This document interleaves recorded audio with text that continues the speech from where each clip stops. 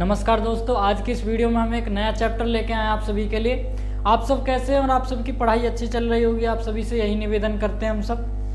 तो आज की इस वीडियो में एक नया चैप्टर है 10th क्लास का, उसका नाम क्या है? प्रकाश, परावर्तन और अपवर्तन। एग्जैक्ट ये चैप्टर 7वीं क्लास में, 8वीं क्लास ऐसी क्लासों में भी आया हुआ है, लेकिन सबसे ज़्यादा इसको 10th क्लास में माना गया। ठीक है, तो इसमें बहुत डिटेल से करने वाले हैं इस चैप्टर को, तो ज़्यादा देर ना करते हो हम इस वीडियो को शुरू करते हैं। देखिए, सबसे पहले प्रकाश यानी लाइट। लाइट क्या होता है भैया?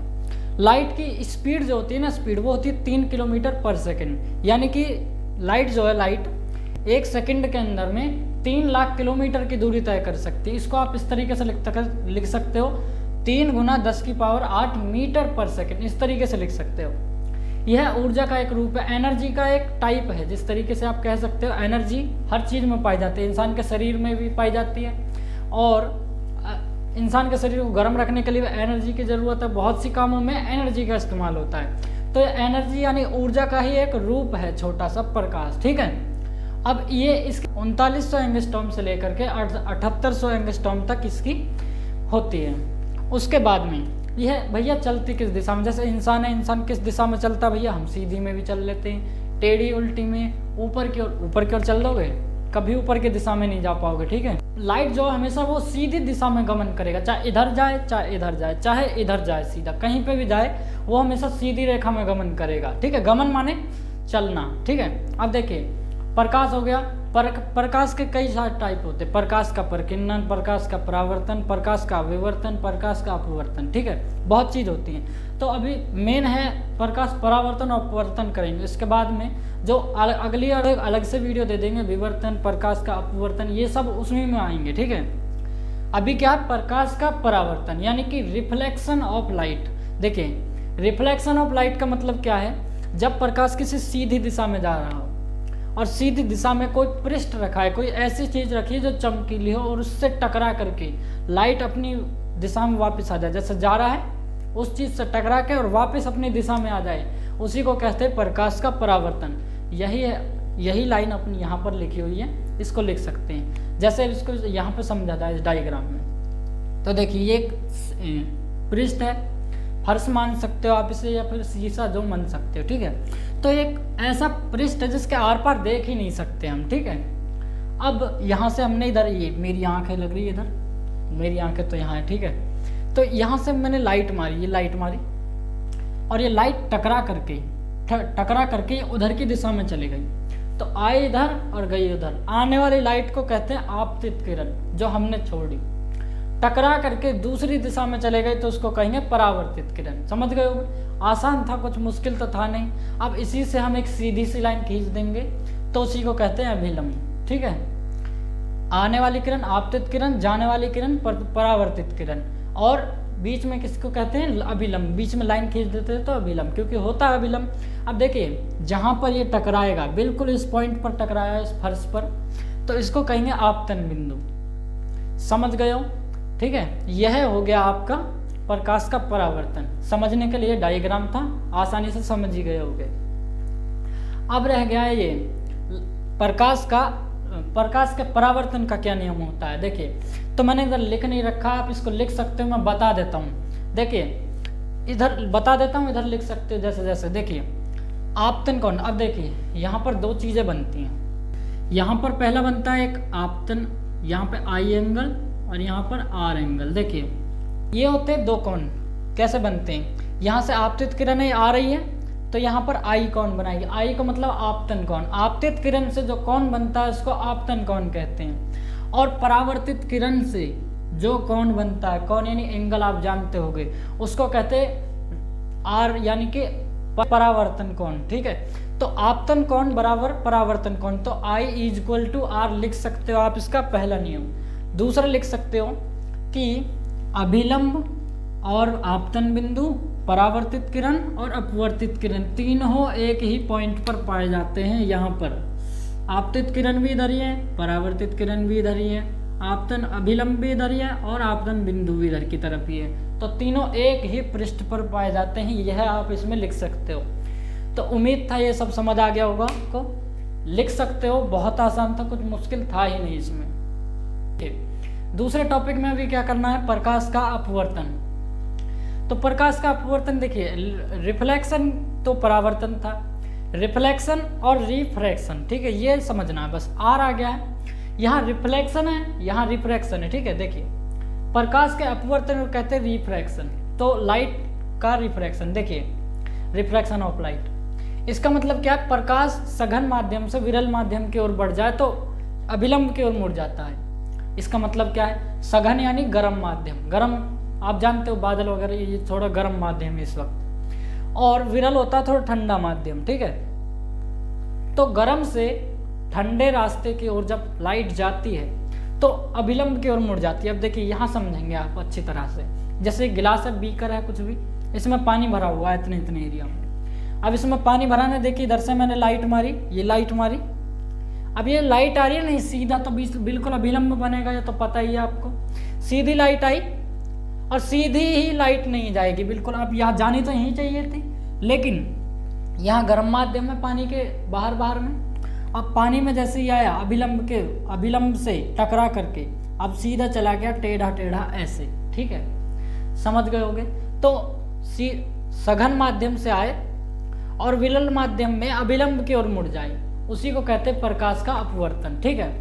अब देखिए प्रकाश के परावर्तन की वजह से हम चारों तरफ के एरिया को देख सकते हैं, लेकिन प्रकाश के अपवर्तन से क्या क्या काम होते हैं हमारे जीवन में, देखिए सबसे पहले, अब इसी की वजह से हम सभी को भ्रम होने लग जाता है प्रकाश के अपवर्तन की वजह से, कि नहीं भाई लाइट इधर जा रही है तो इधर की ओर वजह से कैसे, तो भ्रम हो जाता है इंसान को, कैसे हो जाता है अभी समझेंगे। देखिए यहाँ क्या लिखा हुआ है, देखिए मृग मारीचिका, मृग मारीचिका का मतलब अब ये मत समझना कि रामायण में जो वो मरीच था, मारीची, उसको मार दिया राम जी ने, वो अलग है, ये है मृग मारीचिका अलग है। देखिए रेगिस्तान में लोग जाते हैं तो रेगिस्तान में पानी की किल्लत है भैया, अब जब उसमें पानी के लिए जाएंगे, ऐसे जाएंगे, तो बेचारे प्यास के मारे ऐसे चलते हैं, ऐसे चलते हैं। अब प्यास के मारे वो लोग चल रहे हैं, उन्हें कभी कभी लेक दिख जाता है, दिमाग में ऐसा भ्रम पड़ता है कि आगे लेक है, और जब ऐसे भाग करके जाते हैं उसमें डुबकी मारते हैं, तो डुबकी मारने की वजह से जब उसको देखते हैं वो लोग, तब वहाँ लेक नहीं होता, सिर्फ और सिर्फ रेत दिखाई देती है। तो मृग मारीचिका का मतलब है मन का भ्रम, ठीक है। तो इसका एक एग्जाम्पल बता दिया ऑलरेडी। अब देखिए सिक्का पानी में हो तो उठा हुआ दिखाई देता, अगर इस पानी में सिक्का डाल दिया जाए तो कभी कभी देखना ऊपर की ओर से गिलास है, पानी गिर दिया, सिक्का गिर दिया, ऐसे देखेंगे तो वो सिक्का कुछ उठा उठा दिखाई देगा। अब पेंसिल और चम्मच को अगर पेंसिल डाली जाए तो पेंसिल टूटी हुई दिखाई देगी, टेप यहाँ आप देखिए पेंसिल को देखेंगे कैसे, गिलास है, गिलास में चम्मच गिर दी और दूर खड़े होकर टुकुर टुकुर देख रहे हैं ऐसे, और टुकुर टुकुर होकर के देखेंगे ना तो यहाँ पे चम्मच डालेंगे या पेंसिल डालेंगे वो टूटी हुई दिखाई देगी हमेशा, समझ गए होगे। आसान था, मुश्किल तो था ही नहीं। तो लिख सकते हैं आप मृग मारीचिका, सिक्का पानी में हो तो उठा हुआ दिखाई देता है, पेंसिल और चम्मच टूटी हुई दिखाई देने लग जाती है, किसकी वजह से, प्रकाश के अपवर्तन की वजह से, समझ गए होगे। ठीक है जी, आगे बढ़ते हैं, लिख लीजिए। अब दर्पण के बारे में समझिए। देखिए दर्पण क्या होता है, दर्पण में होता है मिरर, मिरर यानी शीशा, आप सभी जानते हो, आसान है। दर्पण इसमें गोलीय दर्पण बताया गया, समतल भी बता देंगे, आसान पड़ जाएगा, ठीक है। देखिए गोली यानी गोल एकदम, ठीक है, दर्पण यानी शीशा, तो गोल शीशा, गोल शीशा में कैसे दिखेगा इंसान का चेहरा, तो ये बड़ी कंफ्यूजन वाली बात हो जाती है, ठीक है। अब देखिए इसमें क्या है, पहला गोलीय दर्पण को काट दिया जाए, जैसे गेंद ले ली हमने, बॉल, आसान पड़ जाएगा इससे समझने में, गेंद ले ली, एक बॉल ले ली, इसके इधर वाले हिस्से को काट दिया, ये वाला आगे वाला ये हिस्सा काट दिया हमने।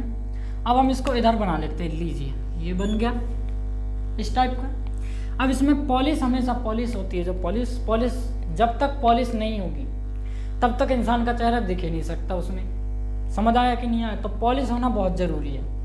तो अब देखिए इस पर परत चढ़ गई है, ये वाली यहाँ पे परत किसकी चढ़ाई जाती है, पहली बात ये समझ, सिल्वर आयोडाइड, सिल्वर आयोडाइड की परत हमेशा चढ़ती है किसमें, मिरर में, समझ गए।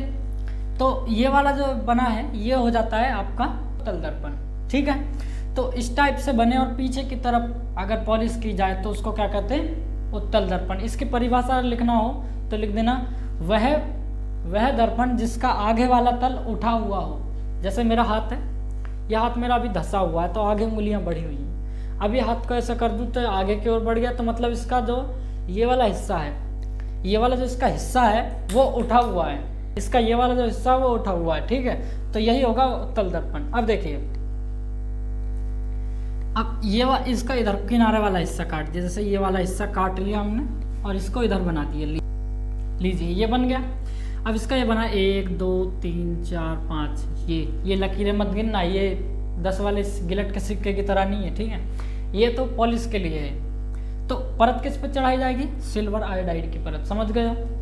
अब देखिए, इसका ये जो है ये धंसा हुआ है, इसी अंदर की ओर धंसा हुआ है, और जिधर की ओर से धंसा हुआ है उधर की ओर ही पॉलिश हुई है। तो लिख सकते हो कि वह दर्पण जिसका आगे वाला पृष्ठ जो है वो धंसा हुआ अंदर की ओर, ठीक है। तो उसको क्या कहते हैं? अवतल दर्पण। तो उत्तल और अवतल दर्पण समझ गए होंगे, ठीक है।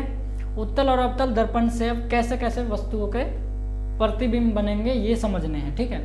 प्रतिबिंब यानी छाया।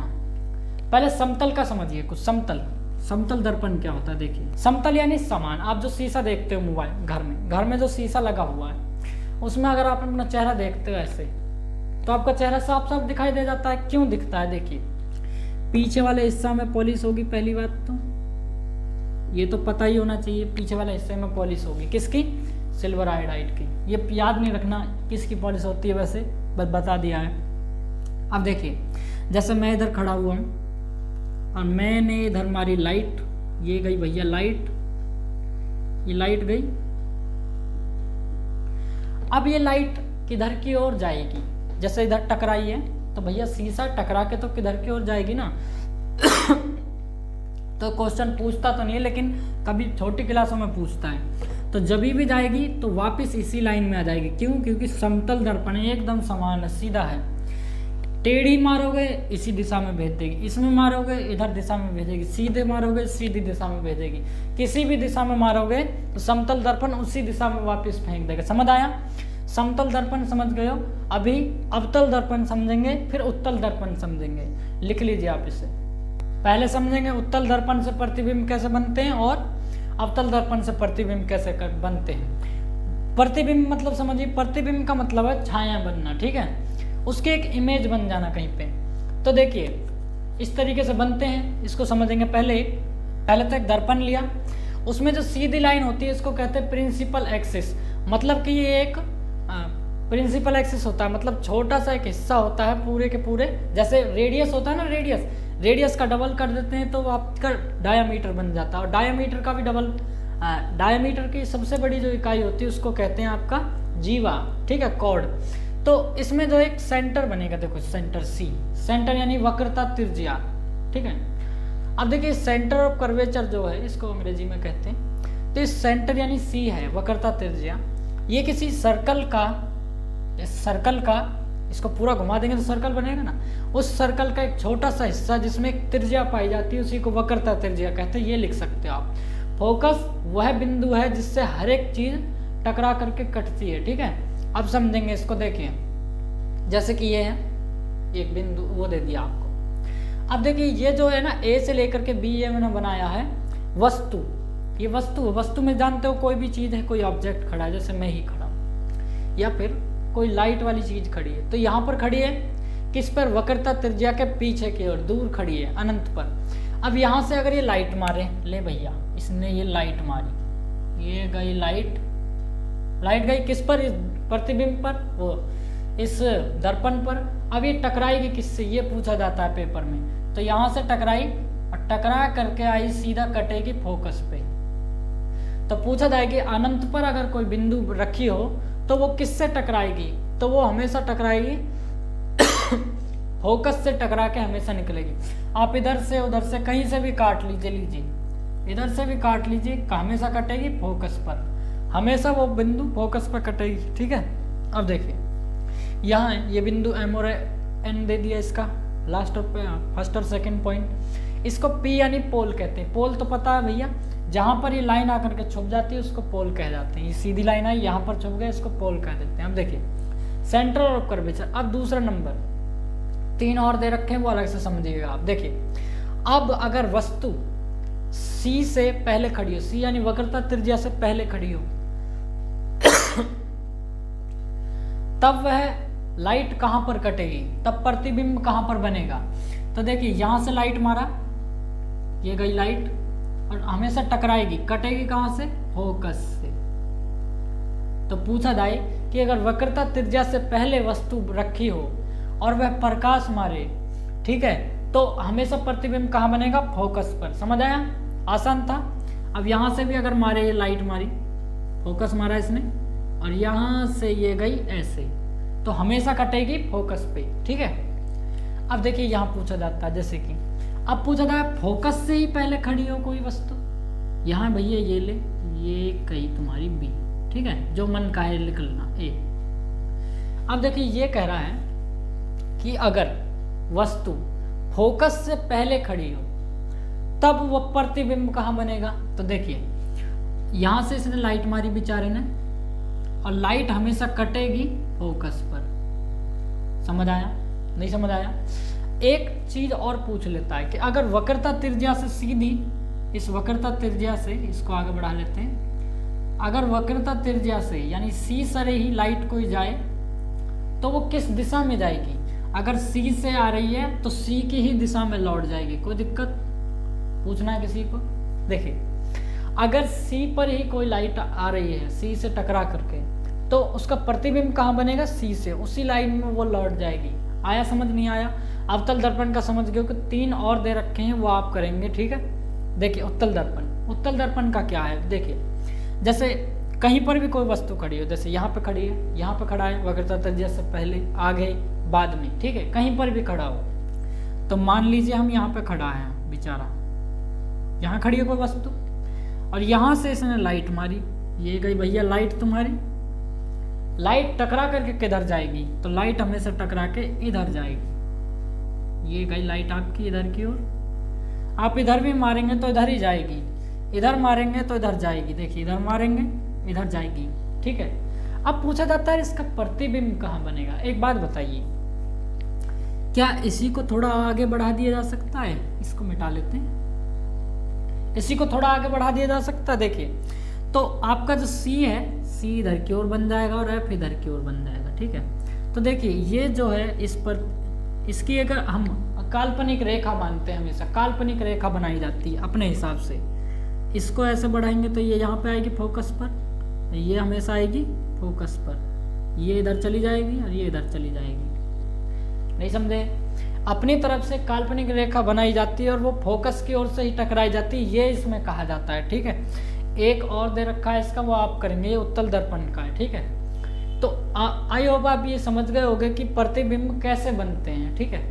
अभी चलते हैं हम अपने अगले टॉपिक पे, इसे लिख लीजिए। इन अवतल और उत्तल दर्पण का किस किस चीज में इस्तेमाल होता है ये भी समझना जरूरी है। देखिए सबसे पहली चीज अवतल दर्पण का उपयोग। देखिए आप शेविंग करवाने जाते हो या कटिंग करवाने जाते हो, कहीं पर भी नाई की दुकान में ही जाओगे या सैलून में जाओगे, तो उसमें क्या होता है, जो मिरर लगा होता है ना आगे की ओर और पीछे की ओर लगा होता है, जिससे पीछे का सर वाला हिस्सा दिख जाए और आगे का बार वाला हिस्सा दिख जाए, तो आपके चेहरे को बड़ा बना के दिखाता है कौन, अवतल दर्पण। तो बड़ा बना के आपके चेहरे को दिखाएगा, तो उसमें क्या लगता है, अवतल दर्पण। समझ आया।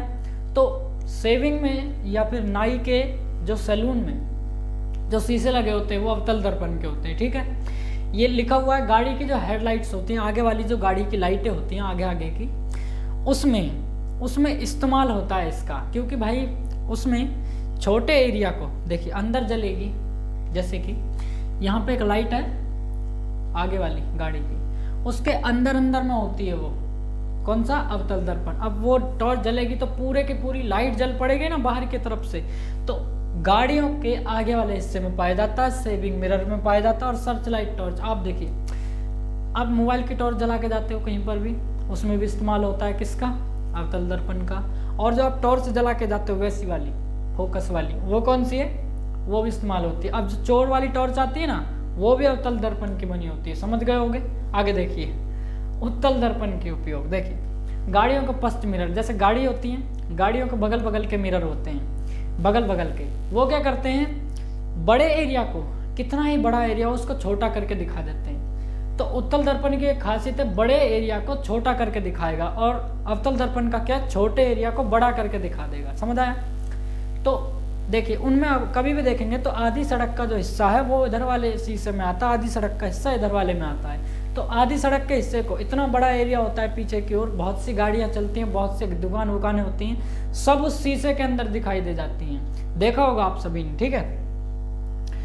इसी के साथ ये चैप्टर तो फिनिश होता है। और दोस्तों आप सभी का तो बहुत ही ज़्यादा सपोर्ट चाहिए मुझे अपने चैनल के लिए। आप सभी का प्यार नहीं मिल रहा, क्या करें। आप सब पता नहीं रूठे हुए हो मुझसे, मैं तो वीडियो बना रहा हूँ आपके लिए कंटिन्यू। कोई कमी हो तो आप बता सकते हो हमें, लेकिन मिलते हैं दूसरी वीडियो में, पार्ट 2 में इसके में।